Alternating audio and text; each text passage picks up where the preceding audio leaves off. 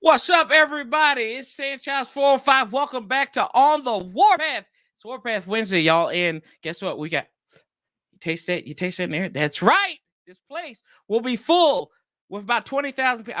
I'm kidding. Those days are gone. But it's football time, and we got some great guests here. We got a group of guys that are so bad that they had to go on Last Chance U, or they got somebody from Last Chance U. But we're going to talk to the guys from Ref the District here. Make sure you subscribe to them.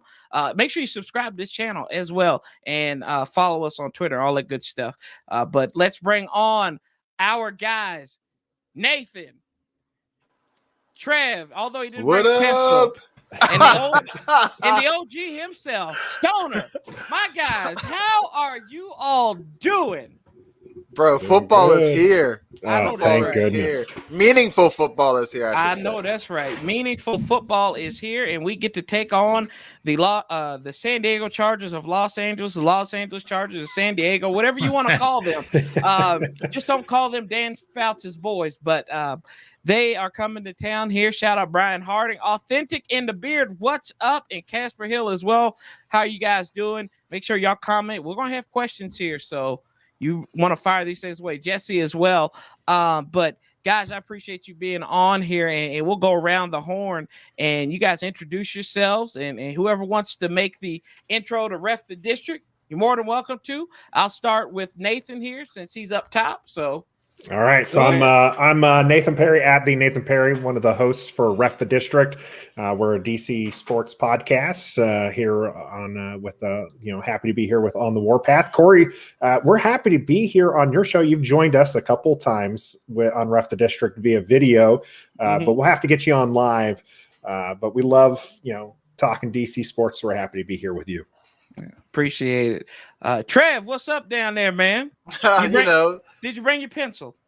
No, I did not. But don't you do it? Don't you do it? Don't you do it? I do have something better than a pencil. A pencil can contribute to what I have. Yes. What's up, everybody? I'm another host of Ref the District. Trev Stores, WFT on Twitter. I'm also a co-host of Full Press Coverage Washington podcast. We just dropped our third episode on YouTube last night. And I co-host Football Garbage Time audio only with Hakun Wong. So great to be on the Warpath with you, Corey. This is big time, baby. I'm ready to go. Yeah, I feel like I made it big time with you guys on here, and the OG himself, Chris Stoner. Stoner. What's up? How you doing, brother? What's up, Corey? Thanks for having us on. Like these guys said, when we first started in this space and we started doing our research, one of the first ones that we looked at was On the Warpath, and we said we want to be just like that guy. Oh God! We said that's the man right there, Corey Sanchez. That's who we want to be like. Thanks for having us on, Corey. Appreciate it. You look at those videos and you find out exactly what not to do and what not to talk about. I appreciate you guys. Go check them out. Had Brittany Wagner on there from Last Chance. That's her name, right? Brittany. Brittany Wagner. Brittany Wagner from Last Chance U. Great interview. Like I said, Trev forgot his pencil. They talked about Fred Smoot. Maybe she might have knew about the Love Boat. I don't know. We ain't gonna touch that subject. But it was a great interview. 40 minutes of gold, guys, and y'all need to go and check it out. And you can follow these gentlemen here. I think I have them on our main page for Watching Football podcasts and YouTubers as well, but also the link is in the description, and you can follow all these gentlemen on Twitter and Ref the District. So with that, we dive right into it. Real football is here. Like I said, the lightning bolt is strike. The rookie phenom from Oregon from last year is coming in to FedEx Field 0-3 in the Eastern time zone. Is he as a starter? And we talk about the Chargers. If any of these games that you've seen, because you really can't see much of the Chargers because they didn't have any starters. So I'll ask this on the first question. Brandon Staley, new head coach for him, just gets ready to really just walked across the hall to Chargers land from the Rams. I have not been a big fan of him not playing his starters or his key starters, especially in Joe Lombardi's new offense with them and a sophomore quarterback. And I'll start out with the elder statesman here, Stoner. What did you think about that when you heard from the jump that this rookie head coach was not going to have his starters involved in his key starters involved in a major preseason game at all? Well, of course, at first glance, you look at that and you say he's crazy because you've got to see if what you're doing is going to work when flying in a preseason game rather than in practice. But did they not have those joint practices with the 49ers? I think. Somebody tell me. I can't remember for sure, but I believe they had joint practices. So they were hitting against other guys. They were practicing against other teams, other defensive schemes, so it wasn't against the same guys day in and day out. So that makes a huge difference. Here in Washington, we didn't do that, obviously. So we needed to play our starters a little bit. So I don't think it's really that big of a deal. And if you also think about Justin Herbert, he didn't play it last year. He just was thrown right into the fire. Second game, wasn't even expecting to play that game when Tyrod Taylor, something happened to him in the pregame. The doctor collapsed his lung or something. And all of a sudden they punctured his lung. Rook, hey, Rook, get in there and play. And the next thing you know, he has offensive rookie of the year season. So sometimes preseason can be overrated in that sense. Okay. 31 touchdowns, 10 interceptions he threw last year. So, but like I said, that was in Anthony Lynn and Steichten's offense. So, but no, good point there. Trev, what did you think about that when Staley said, no, we're not going to have our prize pigs out there at the farm? I don't think it was a good idea to not see any action at all in 3 games. Maybe you could have saw action in the first game and not the second 2 games, because last year there were no fans in the stand. So, and this year there were fans. It's a completely different atmosphere. He was a rookie last year. Yeah, he was thrown in the fire, but like I said, it was with nobody in the stands, no distractions. Joint practices are cool, but it's still not a game experience because you still can only go but have speed in practice, whether you have a joint practice or not. So I think maybe just 1 game or a few series would have been fine, but the whole preseason and you're going up against a top 5 defense from last year that only got better this offseason, that's kind of dangerous. And like you said, new offense, new coaches. So yeah, it's kind of surprising. And interestingly enough, before I go to Nathan here, Keenan Allen has been locked down by William Three Sticks both times that they've had both times that they've played. So I think there was one game that they had, he held him to 1 catch on 3 targets for a yard. So and cohesion, man. I mean, we know we had it last year, but Nathan, what did you think?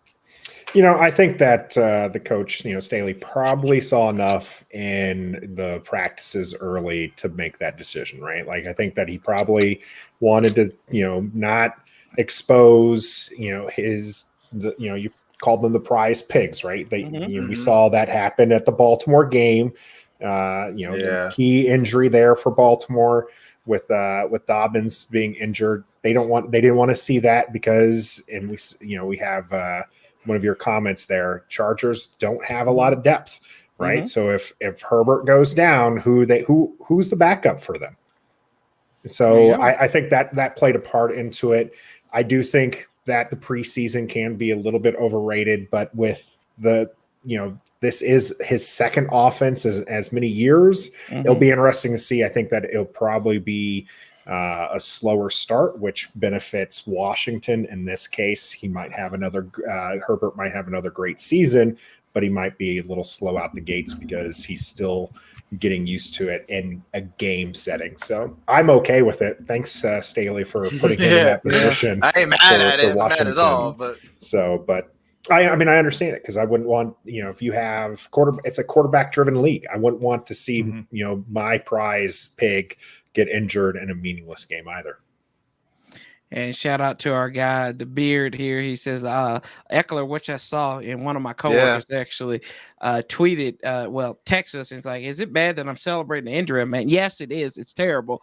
But I mean, for a guy who didn't play all preseason, that's a little concerning right there. And what has been our big issue last year was going up against the run. So there you go. but Austin Eckler is a dual threat running back. So you take that weapon out of there, which is good there. And you know, I was doing some number crunching here, and I thought this was interesting. You look at the growth of Justin Herbert over last year. He was 1-7 when he threw an interception, which I thought was interesting. 3-9 when he took 2 or more sacks, but he was 3-0 when he was sacked one time. He was sacked in each game last year. So that proved why you had to go out and draft Rashawn Slater. I guess, and this is my next question to you all, and we'll ask Trev this first, is the key matchup. I kind of said it right there. I said half of a matchup. What is the key matchup for you going into this game against the Los Angeles San Diego Superchargers? Honestly, our linebacker depth versus their tight end play and slot receiver play. And our linebacker performance. We don't know if Jamin Davis is game ready. That's a big topic. Maybe not as big as everybody thinks it is, but top 20 pick coming out of camp. The news is he's learning, but he's got the tools to do it, this and that. But it's game time, so we could see if he can handle that role or not. And then, of course, just the way the receivers are going over across the middle. Keenan Allen is a scientist on the route running. Mike Williams is an underrated stud as well. If Eckler's okay, then he's another threat. So just going to see how our linebackers play with Jamin Davis running the show. All right. What about you, Nathan? So I think the key matchup really is going to be Bosa versus the offensive line. Really their defensive line versus and you know, they run the 3-4, so they're aggressive linebackers against the offensive line. If Fitzpatrick can stay upright and not have to run for his life, I think that Washington's offense might be able to open up some things and score enough that the defense might not have to shut down Herbert in a way that they needed to last season to be successful. I do think the defense will perform well, but I think the key matchup really is going to be making sure that Washington's offense performs, because that's something that looked awful last year and people want to see improvement and are expecting improvement. Now, with Curtis Samuel likely sidelined, you know, maybe you see a little bit of De'Ami Brown. You're going to probably see a lot more quick throws. So I think that'll be something that they'll do to help out that particular battle. But I really want to see that offensive line thrive, especially against someone like Bosa and the rest of that front seven. Okay, what about you, Stoner? Yeah, I think what you were insinuating there, Corey, was that the offensive line for the Chargers, who have, to the best of my knowledge, at least 4 new starters in there this year, and then of course includes the rookie left tackle. Let's just say you have Chase Young on that side. And let's just say this rookie left tackle is the reincarnation of Trent Williams, and he stones Chase Young on every pass play. I like what you did there. Yeah, he stones. But on the other side, you're going to have Sweat coming after the quarterback. So I don't think that they're going to be able to hold off our 2 defensive ends. The strength of our team is our defensive line, obviously our ends, and our 5 offensive linemen who've only practiced together a certain amount of time, 5 new offensive linemen. Are they going to be able to hold off this defense? I have serious doubts that they'll be able to, but they only have to do it enough. They only have to do it enough for, like what Trevor was saying. You make one play, Keenan Allen makes one play, and that can be the difference in the game. Yeah. And I think that this is I think more than, and I might be selling it more than what it is. I think this is a statement game for Chase Young on 2 fronts. Rashawn Slater, that's all we'd have heard. Oh, he locked up Chase Young. Yes. Yeah, in college. You know, yes. You got the offensive rookie of the year coming in here. Should Washington have drafted Herbert over Chase Young? I mean, it's really yes, they should have. See, keep going, Corey. Keep going, Corey. Hold on. You can go past that, Corey. You can go past this, but yes, they should have. We'll come back to that. Of course, Corey. they should have. You can mute him, Corey. You have that capability. Hold on, wait a minute. Hold on. You can't shut up back there. You damn can't shut up. Okay, so. Hold on. This is the only way I can do this. The only way I can do this. Uh-oh. Right, there you go. There you go. You say what you just said here. Come on, I'm giving you the spotlight. Okay, here you go, Corey. If they were to redraft the 2020 draft, Oh, Washington should have taken Justin Herbert over Chase Young. I'm sorry. That's just, when's the last time a defensive end won a championship or 2 or 3 or 5? We just heard this. Okay, we've had this argument plenty of times. A quarterback. I think Nathan even said it. This is a quarterback-driven league. Corey, it was nice. Thank you for having us on the Warpath. So 15 minutes of fame, baby. The district, guys. Listen, you all got that Ashburn syndrome, and you can't see, you can't look at it from realistic glasses. But if you would have had Justin Herbert, our quarterback issues are solved for the next 7, 8, 9, 10 years. And that's what's going to lead you to Super Bowls, not a defensive end. Sorry, I love Chase Young. He's probably going to the Hall of Fame. But you know who else is? Justin Herbert. Corey. Yeah, I'm like, what's up, Trev? What was your next question after this? After this one? Hold on. Let's get back to it. Let's get back. Hold on. We can't. I don't want you to hear anymore. I'm sorry. You guys just don't want to hear it. Hey, no. You're right. Look, I have to address this though, because I get where you're coming from. Mm-hmm. This dude is not this dude is not just a defensive end, because this defensive line was pretty much the same dudes that were in 2019. This guy has been a transformative figure for this franchise. Correct. Justin Herbert is what is it? They don't even know if he speaks English still. They don't know if he's a mute out there. Even Ron Rivera was on the air the other day and said they looked at him. Corey, go ahead. But last year's season by Justin Herbert was his one season is better than any season that any quarterback in a Washington uniform has had ever. He had a better season. It's true. Yeah. Ever. I believe it.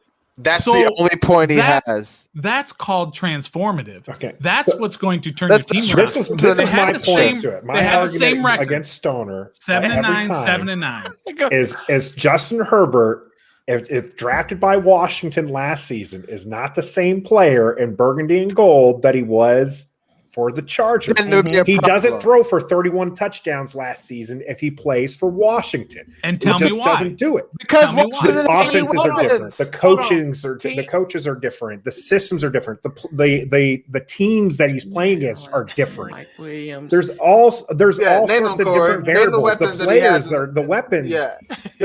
Are you telling me we just listed off Keenan Allen, Mike Williams? He had Terry McLaurin last year as the only wide receiver, and Cam Sims. Yep. I love him. I love Cam Sims. Don't get me wrong, but if that's your number 2 receiver, you have issues. This guy is barely a wide receiver for Washington this year. This is great. This is great. I love it. But this is ridiculous. Hold on. Corey. Yeah, go ahead, Stoner. Corey, let me ask you. Mute those other two because they're just wearing the burgundy and gold glasses. Listen. Corey, who's a better running back, Gibson or Eckler? Okay, pretty much even. Yeah. Right? Let's call it even. Who's a better receiver, Keenan Allen or Terry McLaurin? Keenan Allen. Yeah. I didn't ask you, Trev. You zip it over there. That's coming out of your pay, Trev. Who's a better receiver? Trevor. I'll say I'm not afraid to say Keenan Allen right now. Keenan Allen's probably a better receiver. I'm not afraid to say that. Okay, who's a better tight end, Logan Thomas or Hunter Henry? Hunter Henry's not there anymore. Logan Thomas. I know. I'm talking about last year. Logan Thomas. Because we're talking about last year. Logan Thomas is better. Yeah. Oh, absolutely. Who's a better backup running back, J.D. McKissick or Joshua? Or is it Josh Jackson or Josh Kelly and Justin Jackson? I believe. Hold on. So what I'm getting out of all this, right now, is you are proving what they just said. No, I'm proving the opposite. Oh, really? We literally just named pretty much every Chargers player was better or maybe was equal. Offensively, right. So here's the last question. Who's a better coach and a coaching staff, Ron Rivera or Anthony Lynn? I would say Ron Rivera. So why do we assume that? No. Don't give me the head coach. Don't give me the head coach. No, what about I'm the giving you the offensive head coach. Are you? No, who's calling the plays? Ron Rivera's not calling the plays. Okay, who's better, Scott Turner or some dude I never heard of that got fired? The guy who had the offense that scored 31 offensive passing touchdowns. I'm taking that guy over Scott Turner, who deeped and dunked. Now, granted, I'm going to give Scott Turner a bit of a pass here because he didn't have a QB. I love when Trevor raises his hand to talk. I got one more point on this. I got one more point. Oh, okay, I'm going to give you one more point. One more point, Corey. Go ahead. Jeez. What you said was there's no way that this coaching staff that we have could have coached Justin Herbert up to do because he didn't necessarily have the weapons. I'm saying that he's means not the same they're not player a good here. coaching staff. No, I'm saying he's not the same player here. You could not. You can't Corey, say next that. Put words in my mouth. Corey, So then the other point is Chase Young. Keep that one to myself. I was about to be mean. So Chase Young on the other side, he's going to be defensive rookie of the year over there. Why? No, probably not. Why? They've got Bosa was out. Derwin James was out. So he could have just been double teamed every time and not made any plays. You just gave reasons why he probably wouldn't be. So you're just making my point. Yeah. So can we go on to the next question because this is getting crazy, stupidly ridiculous. Look, like I said, you absolutely have to take a quarterback. I'm just going to deal with. We're going to call him Christian from now on, and we'll let you watch Family Feud. So, yeah. Not many people got that. I got that. Christian. Yo, Twitter is going to go crazy after this episode. I cannot wait to mute everybody. This is hilarious. But this is gold. This is gold, and Stone about to lose followers, bro. Followers. I will agree. Look, I agree to disagree with you, but we'll move on from that. And we kind of talked about the key matchups and everything. Interestingly enough, this will be, I think, like for the 5th consecutive season, we will have a different quarterback as the starter. Technically, if you want to look at it, J.D. McKissick was the starting running back last season. Technically, right? So we got to use these air quotes so we don't get sued. This will be the 6th different starting running back on opening day in week 1. I don't know if you know that, but your boy likes to dig into the annals of stuff. So this is some of the names I'm giving you at running back. So it said McKissick, the Juice, because remember Adrian Peterson, the fan base went crazy when he was inactive that day. Adrian Peterson in 2018, Chocolate Factory, aka Robert Kelly, Matt Jones, Fat Rob, diabetic Rob there, and the Butler, Alfred Morris, those guys. So we've had all different running backs and 5 different quarterbacks, from Cousins to Smith to Case Keenum, Mark Sanchez. I'm talking about starters. Game 1, opening day. Okay. Haskins. Last year was Strip Club Simba, and then this year we have Fitzmagic. So not really the sign of consistency when it comes to that. And since Justin Herbert's number one favorite Washington fan kind of brought it up. Sorry, Nathan, but I got to divert back to Stoner here. Does that concern you at all? I guess it's a simple question that we have had these different combinations, and most likely there's going to be a 6th different combination next year. Does this concern you at all, especially with the future of this team and how this roster has gotten young, but it seems like the quarterback is getting older each year? Yeah, if we're not talking specifically about Fitzmagic and we're just talking about the pattern of a different starter every year, then no, that doesn't bother me. You can turn around a franchise in 1 year if you bring in the right players. So if next year it's Aaron Rodgers and Antonio Gibson, let's use a different running back for whatever reason, something happens with Gibson and you've got Christian McCaffrey. I'm just making stuff up here. You had Aaron Rodgers and Christian McCaffrey as your running back and quarterback. Are you going to say, well, that's concerning because they weren't here last year or the year before? No. Whoever's the best guy for the job, it doesn't matter. Now, at some point for quarterback, you do want that same guy year in and year out so you can develop them and build a cohesive team with the rest of your weapons. But no, from year to year to year to year, no, it doesn't. That doesn't bother me. It would be nice to have Aaron Rodgers for 15 straight years, of course. But what if Tampa Bay said last year, before they started last year, no, we're going to keep Jameis Winston so we can have that consistency of the same quarterback. No, they're like, dump that, bring all new guys in, let's go win a Super Bowl. Okay. All right. Nathan, since I skipped you, I'll go to you second. What do you think about that? I think next year we'll make it 7 years with a new starting opening day starter quarterback. And I don't think it's that concerning for those very reasons, right?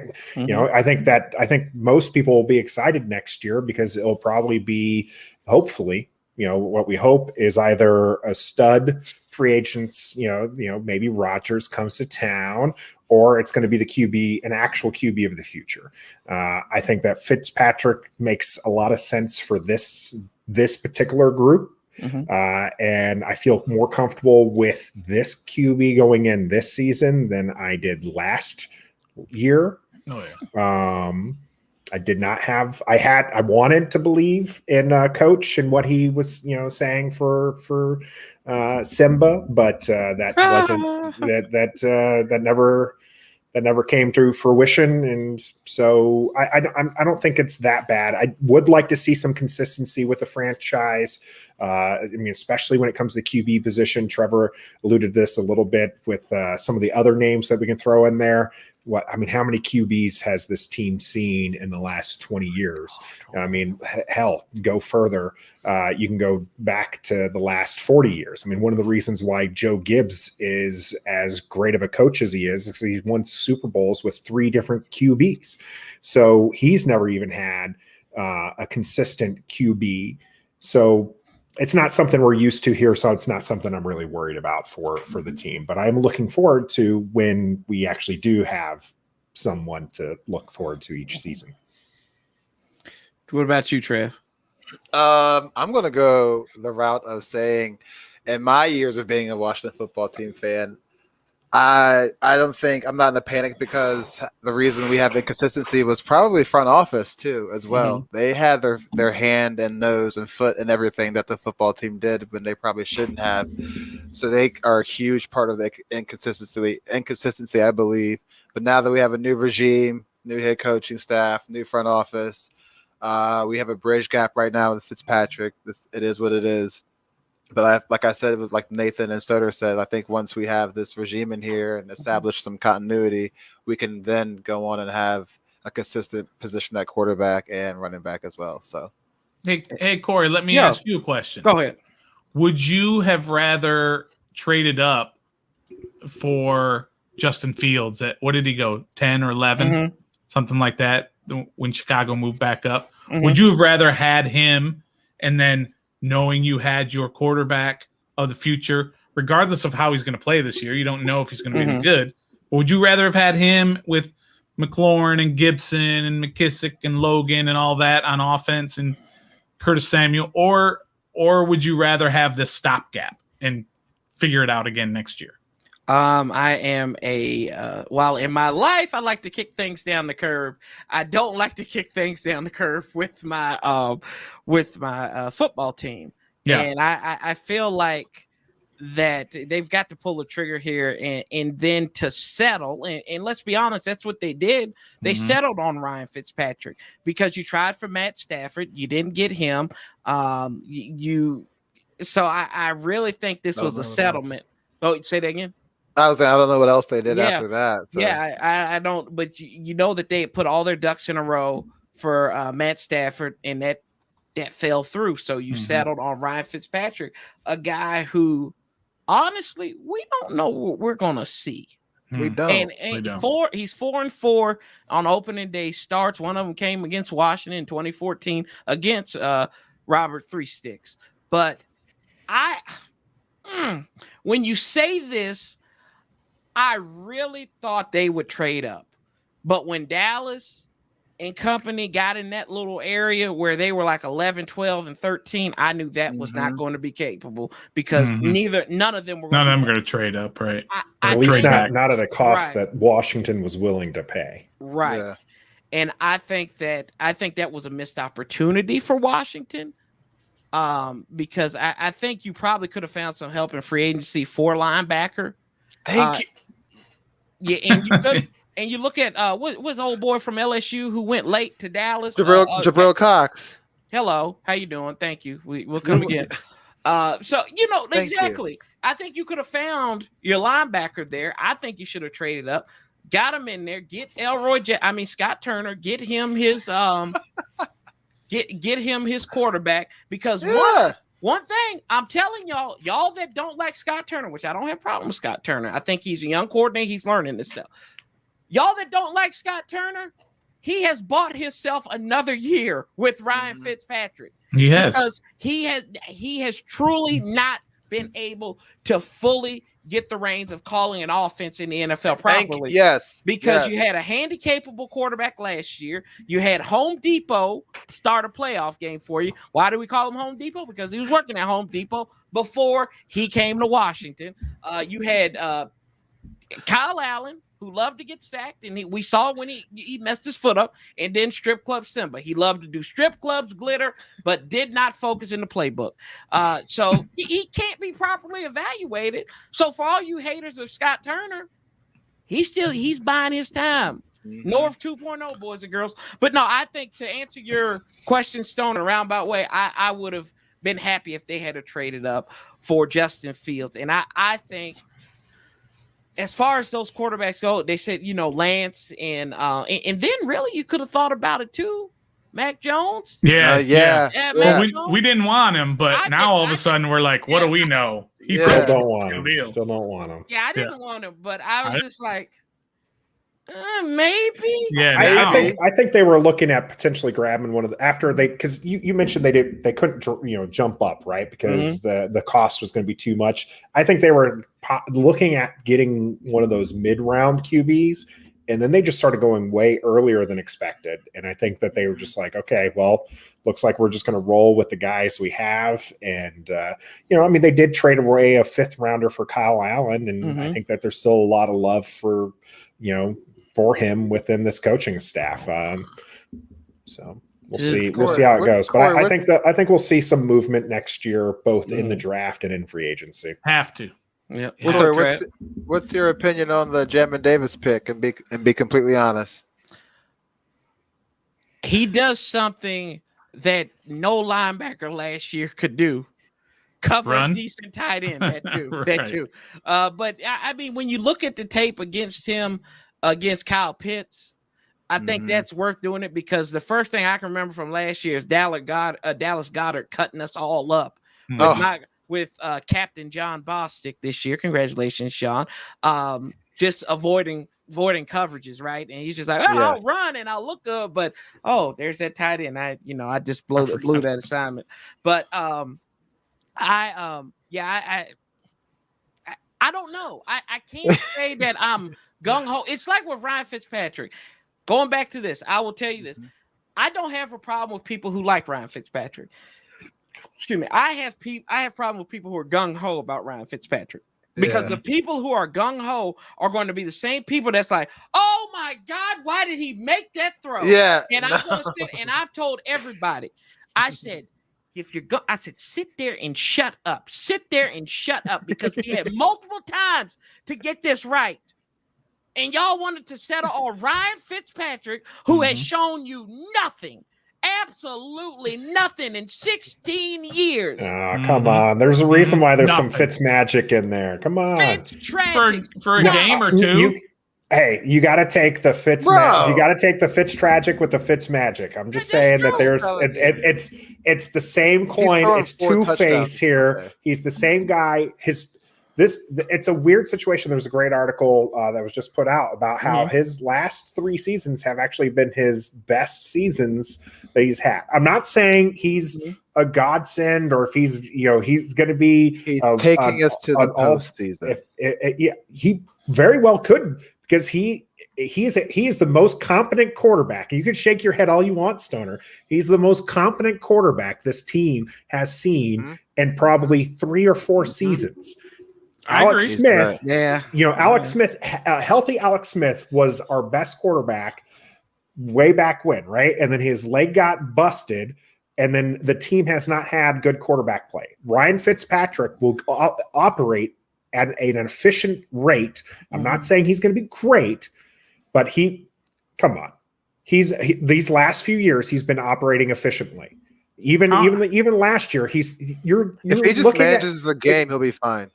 And that's all we're looking for. And he can actually throw the ball further than 10 yards down the field. And so he's going to open up Scott Turner's offense. And these are the things you're going to see here. Stop it. He's gonna force it.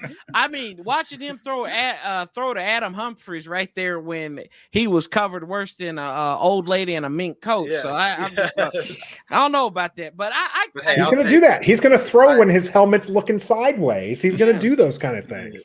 Sometimes it's going to work. Sometimes it's not. And you're going to have to take the good with the bad.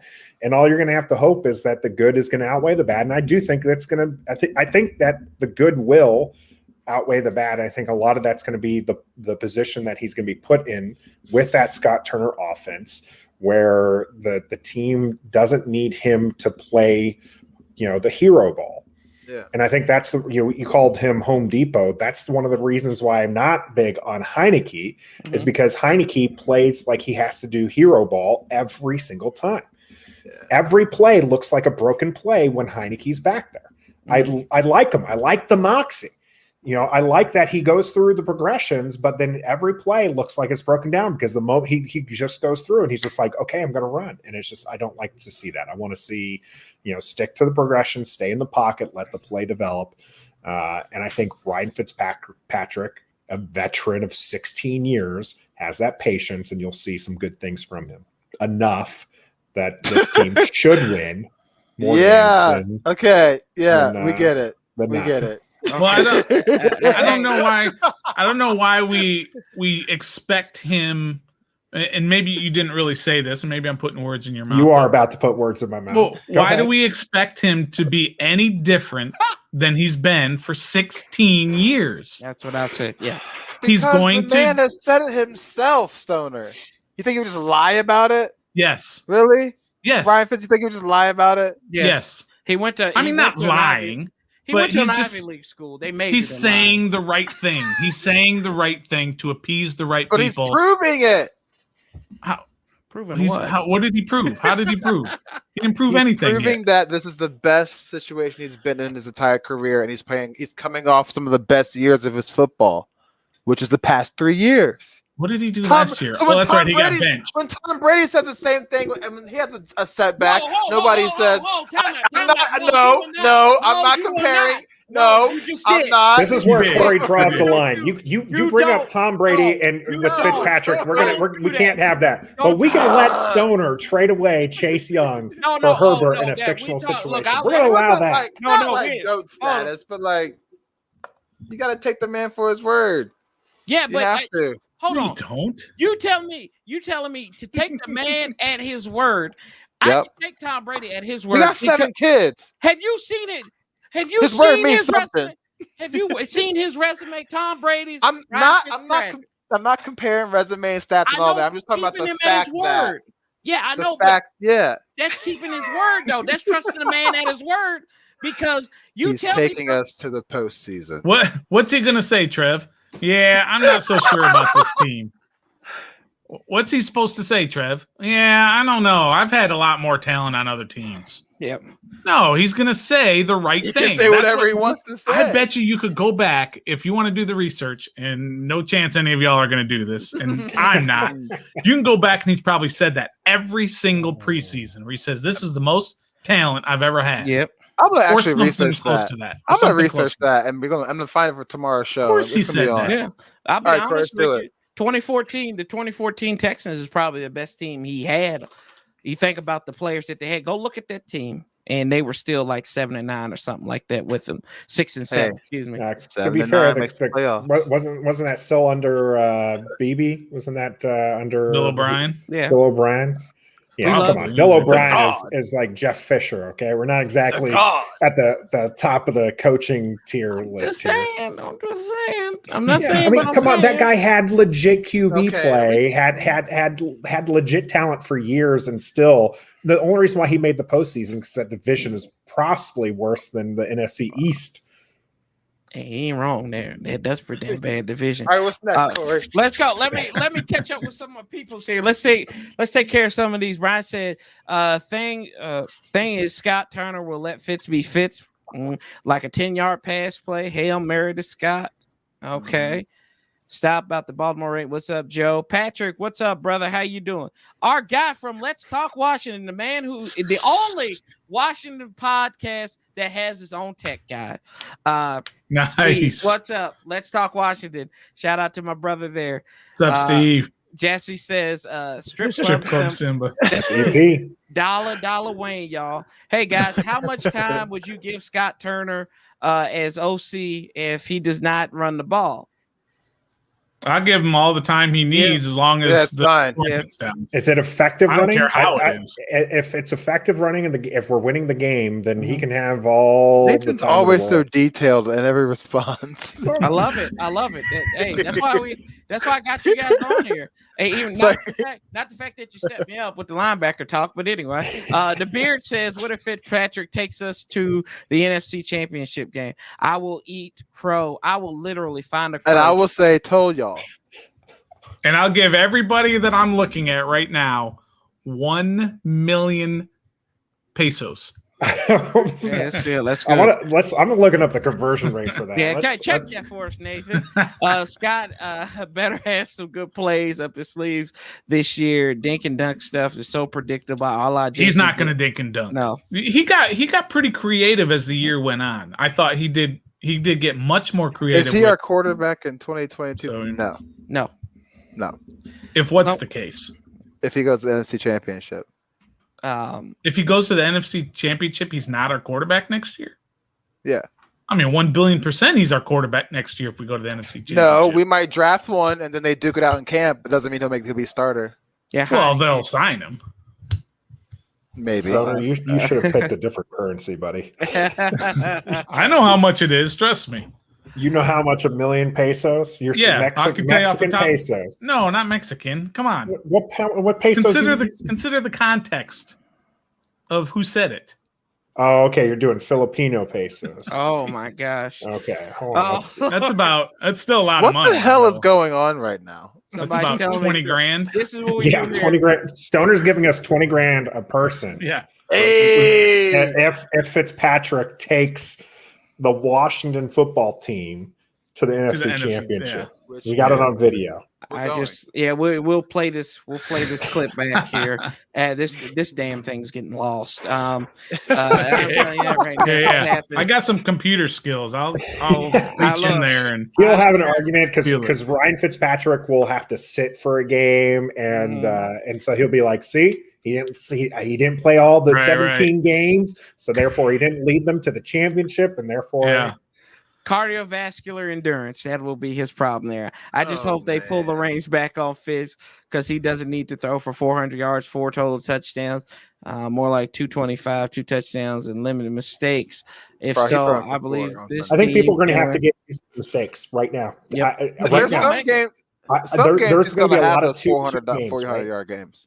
Yeah, people are gonna have to get used to 300 yards, 2 touchdowns, 2 interceptions, or 2 turnovers, right? I think people are going to. But then they're going to have to get used to that 400, 4 touchdowns, 1 interception games that he's very capable of doing, especially since some of these secondaries are suspect, especially in the division at least. I just think that the fans have Fitzpatrick on such a short leash, right? Like the first interception, fans are going to be like, "Nope, told you so. Told you so. Put Heineke It's going to be these otaku. This is going to be the otakus, pretty much of Fitzpatrick. They're going to be like, "Oh God, we love it. Oh no, he threw this. No, stop, sit down, shut up." Like I'm just going to be like, and I'm just going to sit here. I'm going to sip on my drink, and I'm going to look into the camera when he throws that interception, and I'm going to be like, I told you so.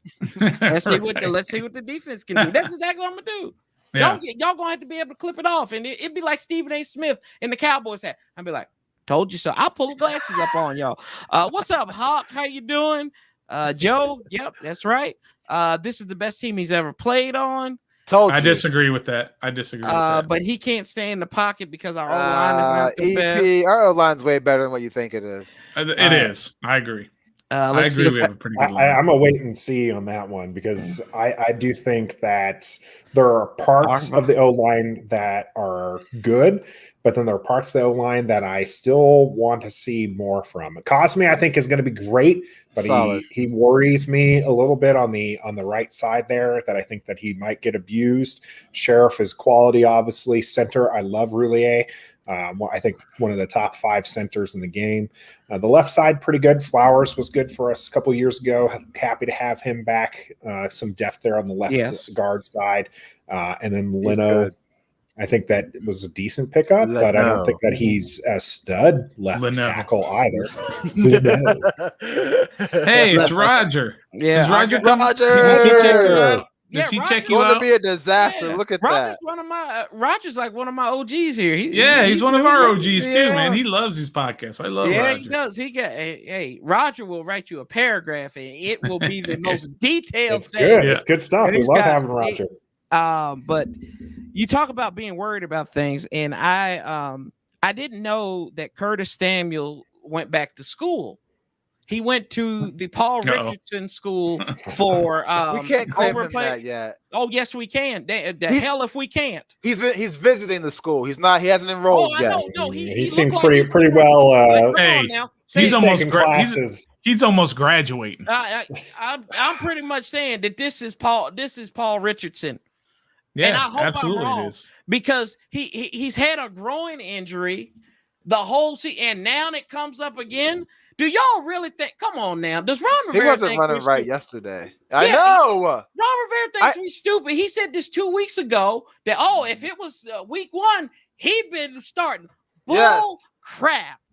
Well, all managers do that. All managers, head coaches, they all lie about injuries. They have to. But when he was at practice Monday that everybody was raving about, he wasn't running routes crisp at all. Right. Yeah, I said the same thing. What did Rivera say about him though? He said he doesn't need to run right, all the time. He just he's explosive enough. Just need 1 or 2 plays out of him, right? Yeah, he's literally so carefree.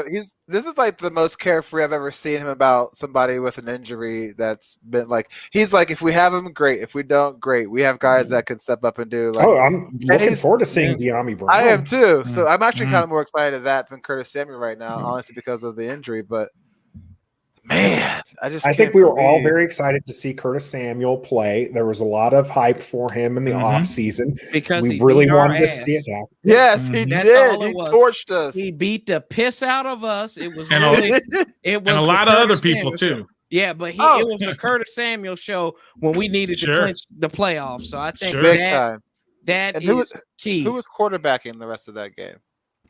For who? For us. Why are you bringing up the past? We talking about the future. Why are you bringing up people? You literally just said that Samuel beat our ass, which was in the past, but I can't bring up the past. Logic. Not that part. Not that part. Only the parts we want to talk about. Look, Stoner's got me all messed up after the Chase Young stuff. I know. I'm still apologizing for that. My logic is just blown up now. It's just we're gonna lose followers. No, you're not. No, you're gonna. We'll gain it. There might be hate followers, but we'll gain. Yeah, we'll take it. Yeah, you get. We welcome all smoke. And I'm not doing it as a hot takery. No, he's been on this path for a long while. No, I believe it's not for clout at all. And again, it's nothing against Chase. He's Chase is probably going to the Hall of Fame. But I'm just saying, a quarterback, because this is a quarterback league, not a defensive end league. He's a transformative. He's a transformative figure, and I love him. I love him too. He is the Optimus Prime to our Cybertron. That's exactly what I have no idea what that means.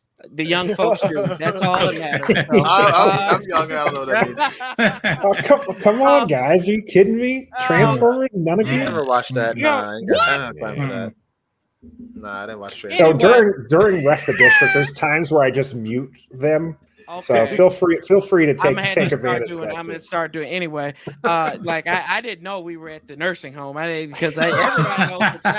Anyway, so we kind of talk about we've talked about train wrecks and everything like that. And I don't think there has been a bigger train wreck than Adam Schefter and Mrs. Snyder. Good friend of mine. We took a picture together at at camp. Yeah, I did not stalk her. I just said, "Hi, Ms. Snyder. Can I take a picture with you?" Anyway, our friend, a friend of our programs, Rio Robinson, had to was trying to educate some people.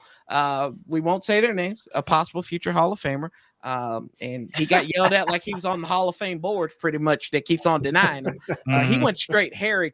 You know who Harry Carson is, Stoner? Oh yeah, for sure. Yeah, That's back in my day, right? Yeah, he went straight Harry Carson and whined on Rio. But Tanya Snyder, first real public interview with Adam Schefter, and I don't blame her for it. I blame her people. They did not have her ready for this, and you can clearly hear it. And if we know anything that ESPN and the rest of the media does, it loves to make our team look like a fool. And I don't know if you all had an opportunity to listen to it. Trev, since I skipped you last time, I will let you go and talk about this. Talk about what you heard from the Adam Schefter and Tanya Snyder conversation. Her statement said it all. She didn't have any words to describe her new role in the state of the franchise. It's between a crime story and a nightmare. That's pretty like real as you can get without being prepared for what you're about to be asked on the podcast. And then of course they had to introduce the name thing, and I think that the way it was presented, they didn't have to. Yeah, they did. It's ESPN, so they have to.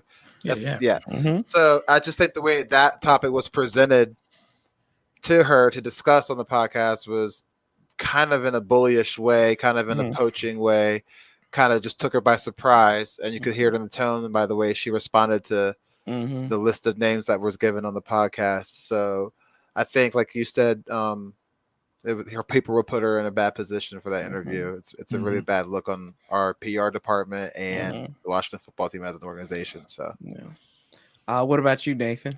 Yeah, it was a leading question that Adam did, right? So kind of pushed her into responding as a yes, which she did. She flat out was like, yeah, that's it. Did we say that? And oh yeah, no, you definitely said that. Oh, okay, yeah, then that's what we said. Which the team had to clarify. They put out a statement, via Adam Schefter too.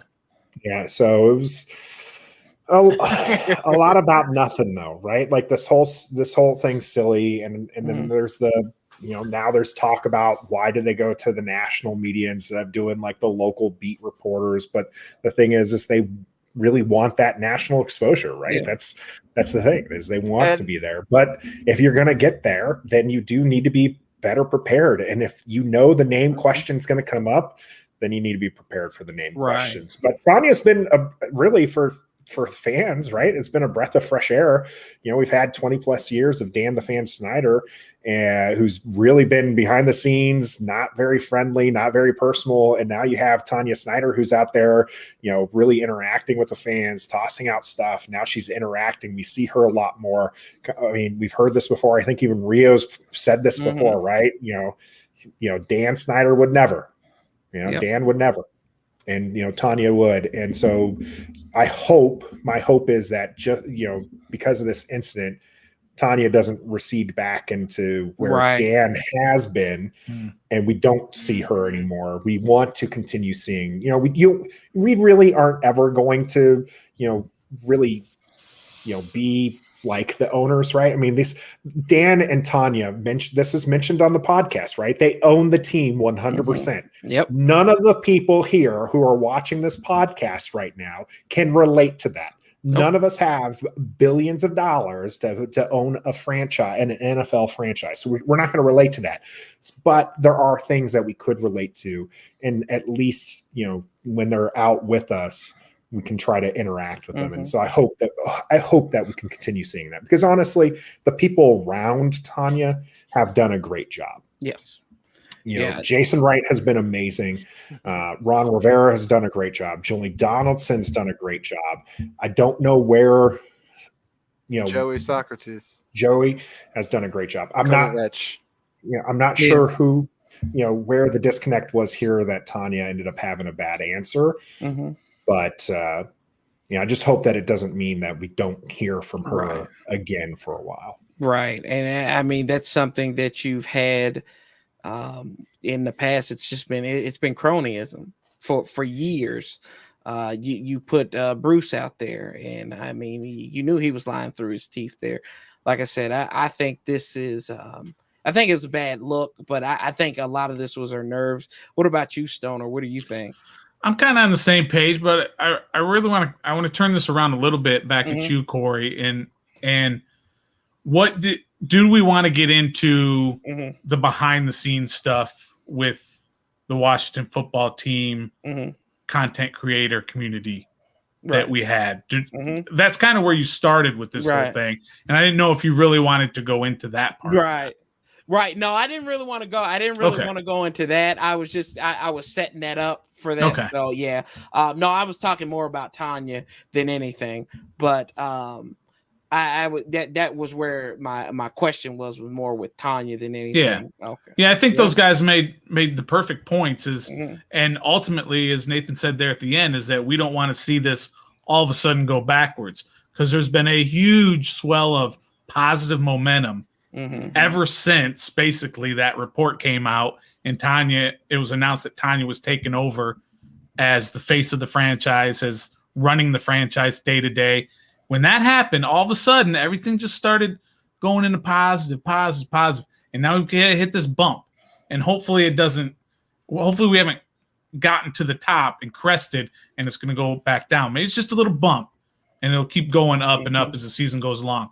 But as I'll always say, what happens on the field is going to determine what everybody thinks of this franchise. Yep. If they win, then that we'll never even talk about this again. Winning cures what all. Tanya said. If they win, but if they lose, we're going to say, well, it started with Tanya talking about the name and screwing that up and getting everybody ticked off, and Ron lying about Curtis Samuel's injury, and we're going to go back to all that stuff. You win. All that goes you win away. games. Right. Your QB can deflate balls. Your owner can get a happy ending, and none of that matters as long as you're hoisting the trophy at the end of the season. And I just think that the focus of that interview should not have been on the names. And I think that I don't think that was the purpose of the interview, but of course, that was like 20 minutes into the interview. Yeah, that was deep. That was like, you had to go in there and listen. I said, wow, this is 15, 20 minutes into it. It was actually a good, I thought it was a good piece about her and getting a look into it. And then the name thing, which it'll always be focused on, took over. And I thought that was not, I thought that wasn't That's some good journalism stuff right there. Yeah, that is.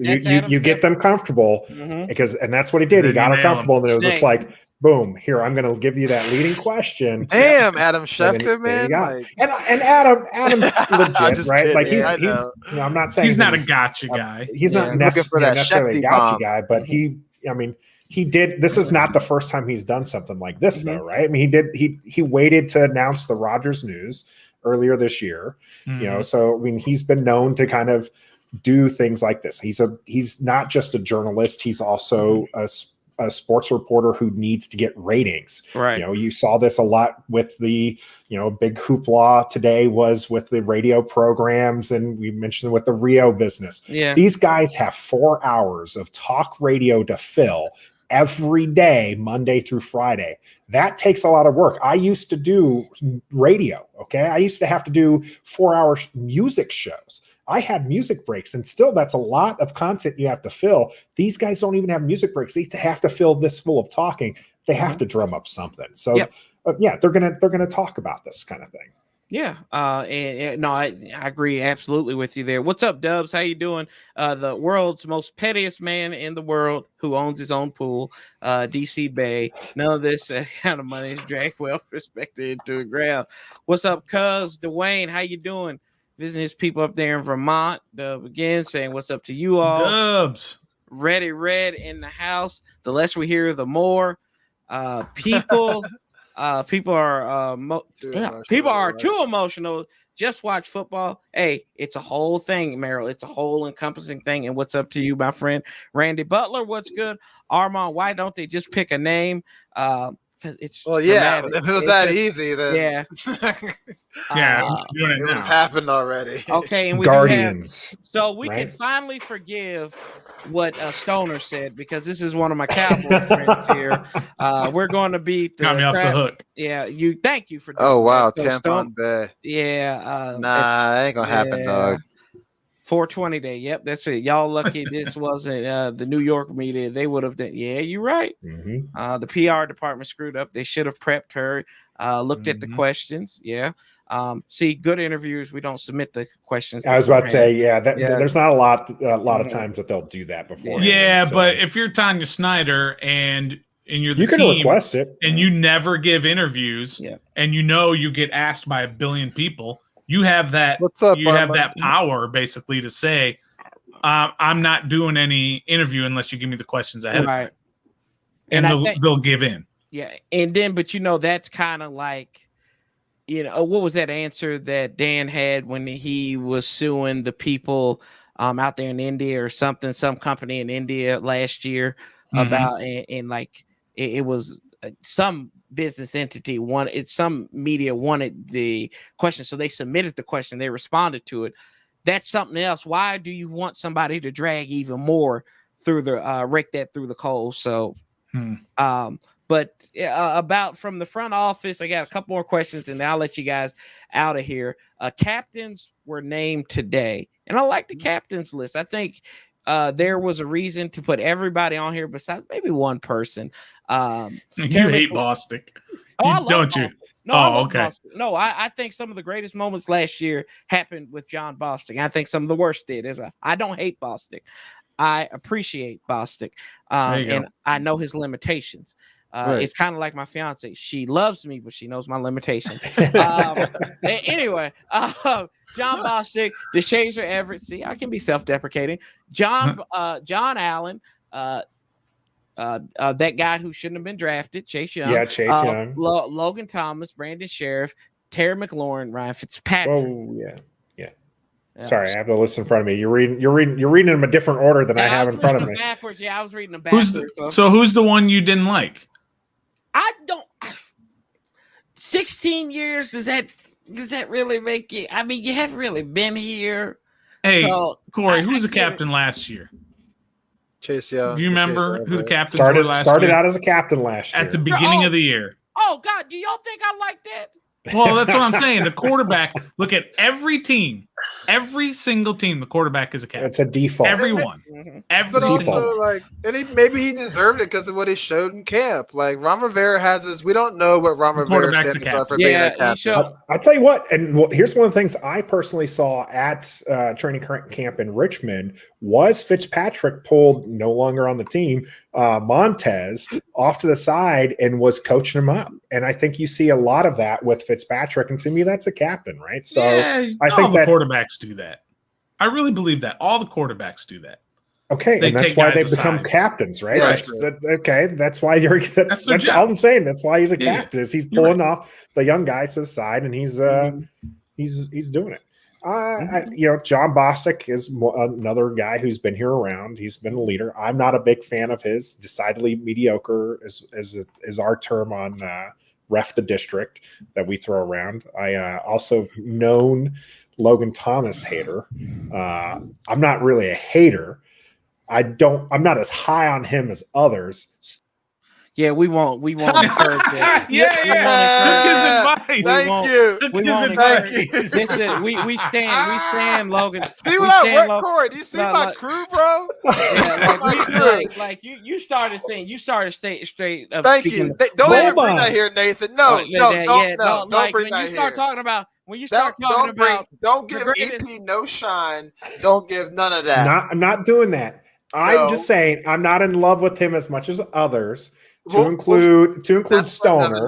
That's for another night because we'll be here 2 more hours, Corey. I'm telling you, that's for another night. See, Stoner has just from Ready Red to Nathan's blasphemy has been rose up in my book. I don't even care about him not liking Chase Young. Hey, because you got a chat full of Cowboys fans right now too. I got one.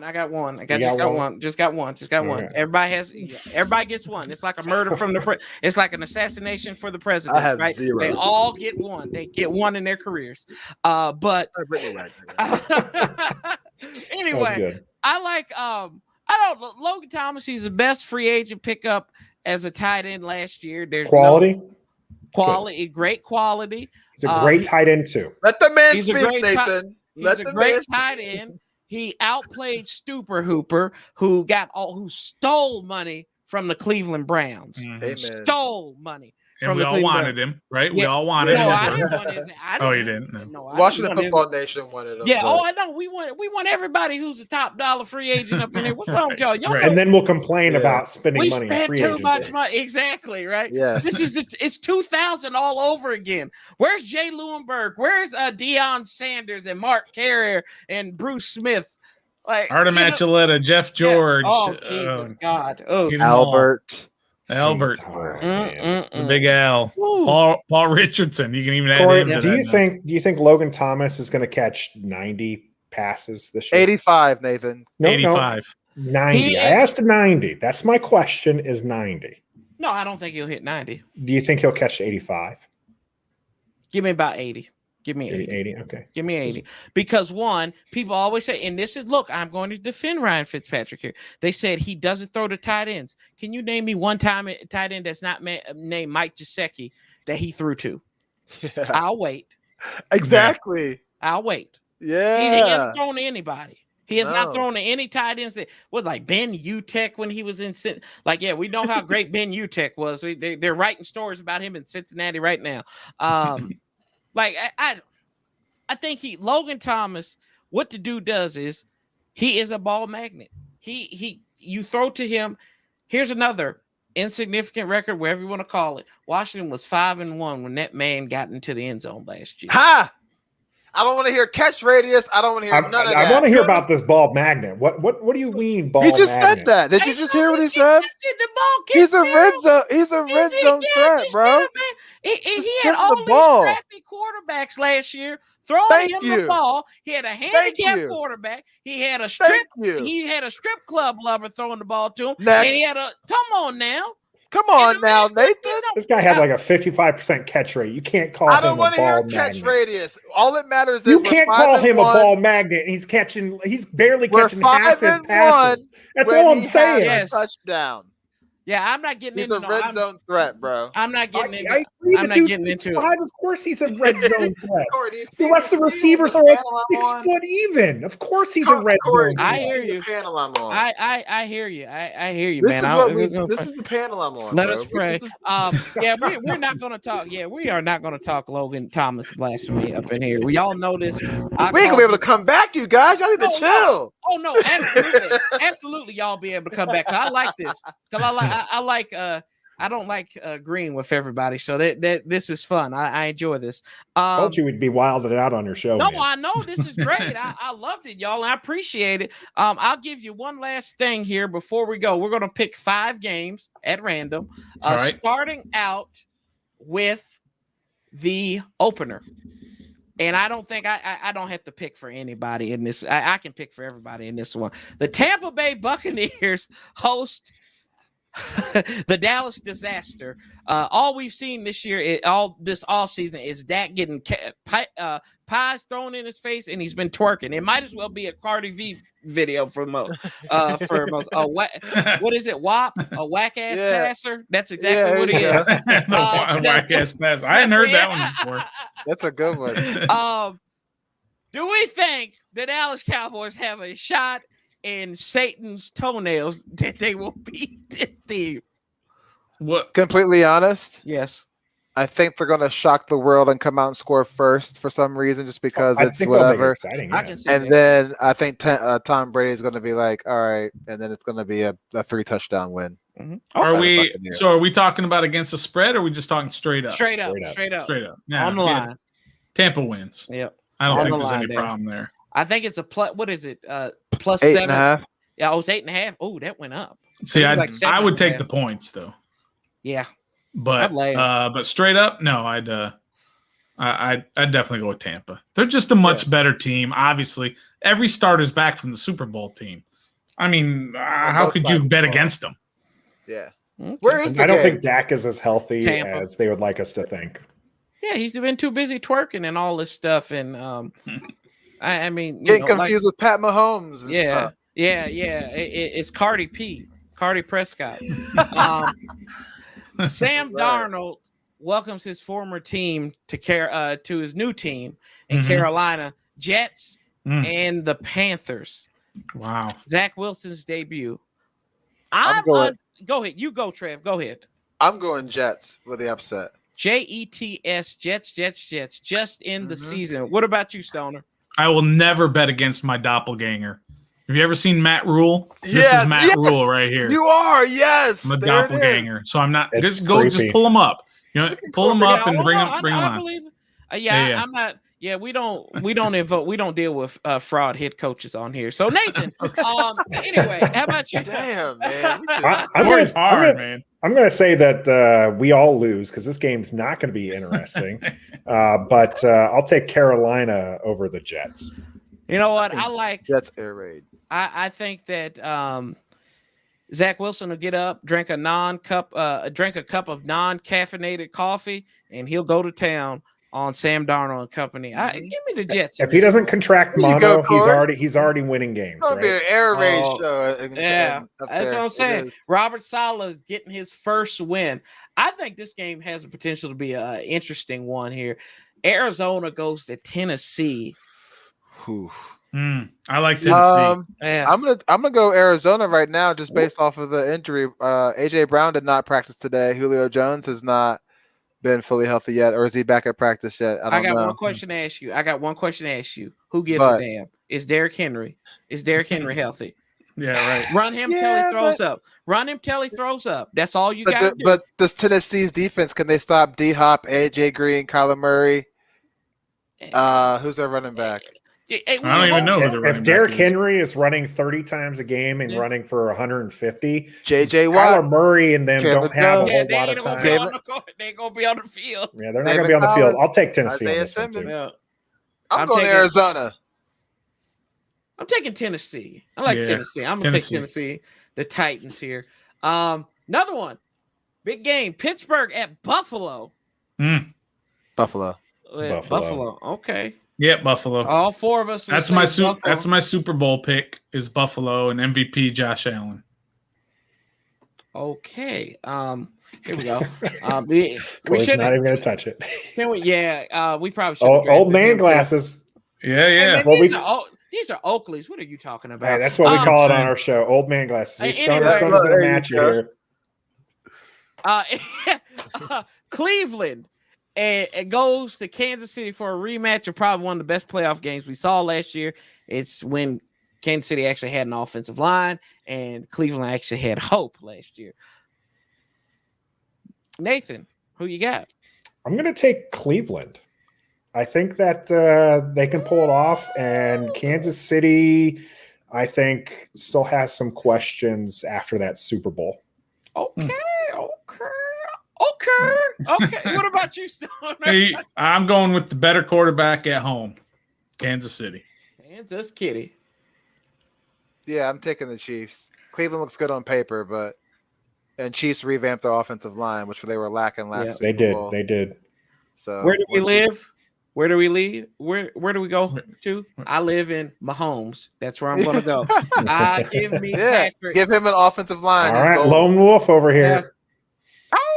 Oh, here we go. Don't start it again. Is that a red wolf? A prelude to a red wolf? No, that's that. Don't y'all start that. Don't start this crap on here. Look, which one of y'all was the ones talking about the name and not bringing up the name stuff when we getting ready to focus on football again? So why y'all bringing up the Red Wolves and stuff? Oh, that was him. Yeah, it was Trevor. I think when you bringing up the Red Wolves. All I did is said I was the lone wolf and howled. That they did the name thing. Yeah, I mean,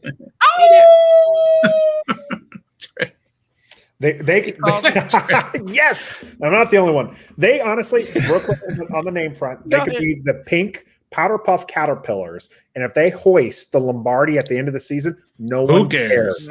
No one cares. I said, we could be the Washington Butt Lickers, and I could care less on that. Right. As long as we winning things, I'll wear hail to the Butt Lickers all day, long. Last game I'll give you, it's a Battle of Alabama. Miami goes to New England. Week 1. I'm gonna take Mac Jones and the boys. He's ready. Nope, Miami. Yep. Tua's ready for a breakout. I don't trust Tua. I don't trust Tua either, but I think Miami has a better team around Tua right now. And Miami's been on the up and up here the last couple seasons. Mac Jones, bro. He got some weapons there. And he knew he was going to get the starting job from day one. He knew it. He was teaching Cam the plays. Dad, I feel like that. This is more about Cam than anything. Yeah, but I think that's a bunch of bullshit. But anyway, we won't talk about Medea on here anymore. I will say I'm hip Tua. We'll hip to it, right? Yeah. Hip's good. So let's go to Tua. Give me Miami, Brian Flores and company. Have the lone wolf. Yeah. Oh! Let's do it. Do it again. Oh, he didn't do it this time. I'm good.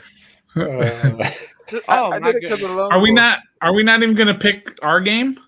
I think everybody thinks we're going to win this game. Usually I don't do this, but let's I don't think Stoner. I think Stoner thinks we're going to lose. No, I think we're going to win. Hold on. Okay. I think we're going to win. All right. In our game of the week here, which will be I'll be live streaming throughout that game. Oh, nice. So nice. Yeah, the 10-hour streams are back, boys and girls. I need a lot of coffee and food in this. But Washington at Seattle, and I'll double down on this in honor of Chris Sheehan over here. I'm going to say this. Washington wins if. So I'll go with Stoner first. Washington wins if against the Chargers. I think it's pretty simple. Washington wins if they can control Justin Herbert defensively. Very simple. Can we do we have to control them on the redraft, or we have to control them on just on Sunday? Okay, that's all. Just on Sunday. That was too easy. I gotta stop. But anyway, Nathan, what about you, bro? Washington wins if Fitzpatrick doesn't turn over the ball more than once. All right, give him one, but he can't turn the ball over more than once. Mr. Red Wolves. Washington wins if we can sack Justin Herbert more than 3 times. So I'm kind of piggybacking off of Stoner. See, this because is both of them, what they said are pretty much the main things that have to happen. Like, got to stop their quarterback. Our quarterback's got to play well. Here we go. This is what we can't rely on our defense the entire game to keep bailing out Ryan Fitzpatrick. Entire season. You can count on one game. You can't do it for an entire season. So that's what I'm saying. You can have the defense bail them out this game. You just can't have every game be that. No, not even close.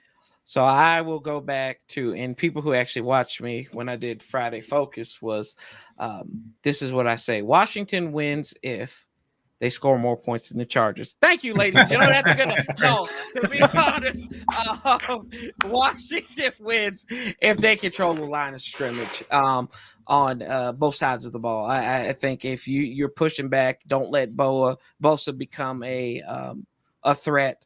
And whether he's going up against Leno or going up against or going up against Cosme, I think that if they fix that, I think that they'll be fine there. Also, on the opposite side of the ball, if we have Dr. Montez Sweet and Chase redraft Young there doing that. Yeah, I'm petty. Y'all know this. I'm petty. That's all it is. But transformative. If he is the transformative figure, the only man that commanded a triple team last year, probably had a quadruple team on him. Long as he's got to beat these teams this year. But I think if they control both sides of the line of scrimmage, I think they're going to win this game easily. I think we ought not be too but there is something that was very interesting that I noticed for the degenerates out there. This line has dropped over like the last week. It was actually, you could get plus money on Washington. Now it's pretty much a pick 'em. I don't know what this is about this game on Sunday, but Vegas knows something that we don't know. Vegas, all Vegas is trying to do is get money on both sides. Yep. They're trying to get money on both sides. They trying they'll to get win People either bet way. money, and they weren't making money, so they changed the line. Let's drop this thing. We're gonna drop it like it's a Dwayne Haskins birthday party. That's all it is, y'all. That's what they Or the said. tooth out of his mouth when he got knocked out by his fiance, but we won't go there. See why you bring that up? Like if we just talk about strip clubs, why you bring violence into this, Trev? Why you bring violence up in there? It was news. He said he wasn't going to bring it up. national moves. Yeah, National it was moves. easy. Bring it up. Violence. You just brought up violence. You woke Low up and hanging chose fruit. violence. Yeah, that's I mean- no pun intended there, right? Yeah, I was about to say. But guys, this has been a blast. Everybody out here that stopped by, whether you're on Twitter or on YouTube, please go check out Ref the District. These are good guys who are doing some great things, and go subscribe to them. It is. You gotta get their shirts. I can't point to these shirts, but anyway, Trev, show us the shirt. You can promote that. I'm covered up Yeah. by your logo, but Hey, that's that's a all right. good logo. Also, don't forget the gold logo is hashtag just a fan. That's right. Gold logo to bring awareness to Childhood Cancer Awareness Month. Also, check out our friends, the Hog Farmers. Don't forget on September 26th, you guys bring your super chat money. Hopefully, that's the day that everybody's getting paid. And whatever we make, what's made on the channel that day, as long as I stream, whether it's through the Washington game to Sunday Night Football. See, now I gotta sue somebody now because you're gonna do that. It's going all to them. It's gonna go all to them in a straight up donation, and you can do that through super chat or Cash App, whatever money we get. It'll be announced, and then we'll get it over there to them because they're doing some great things. And Well, that's an awesome thing you're doing, Corey. Hey man, no, Appreciate you doing that. Hey, it takes Chris and those guys do some great work. We've had Chris on here, and it is just I just love what those guys do, and I just want to be. I want us to help them out because we're all a family. Washington Pods, and it's good to bring some more family members on here for the first time. Definitely not the last time. Also, shout out to my family, and a little bit of sad news here. We found out that one of my cousins passed away. She left 4 kids behind and her husband. It was my uncle's daughter who I went and saw. My uncle who I went and saw before my dad passed away. A lot of people on here know that from last year. So keep those folks in your thoughts and prayers. It's going to be long road to heal if you ever heal from that. But I love my Uncle Tone and his family, so I just want to shout them out on here. But as always, y'all, for my guys from Ref the District, Stoner, Trev, Nathan, thank you guys. Check them out. And as always, we keep the same energy. Get ready to slap some damn tables this year. And we'll outlast them bastards together in the NFC East. Sanchez 405. Love, peace, and hell. Till next time on Sunday at 12:30. I'll be right back here. We out.